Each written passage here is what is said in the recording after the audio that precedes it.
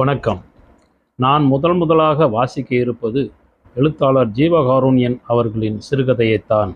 எந்தவிதமான இலக்கும் நோக்கமும் இல்லாமல் கையில் கிடைக்கும் நூல்களையெல்லாம் வாசித்து கொண்டிருந்த என்னை அழைத்து எனக்கு புது வெளிச்சம் பாய்ச்சி தமிழின் ஆகச்சிறந்த நூல்களையெல்லாம் அறிமுகப்படுத்தி வாசிக்க வைத்தவர்.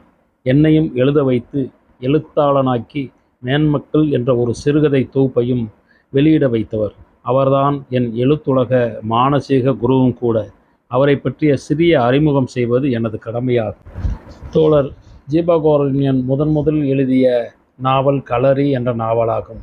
அந்த வருடத்திற்கான சிறந்த நாவலாக தேர்ந்தெடுக்கப்பட்டு தமிழக அரசின் பரிசினை பெற்றது.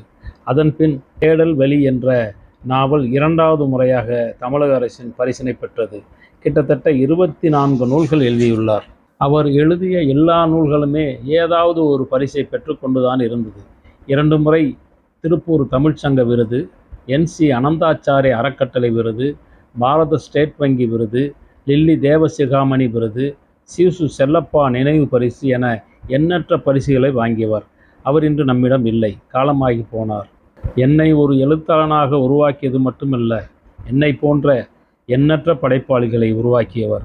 எனவே அவர் நினைவை போற்றும் வகையில் அவர் சிறுகதைத்தான் முதலில் உங்களுக்கெல்லாம் சொல்லலாம் என நினைக்கிறேன்.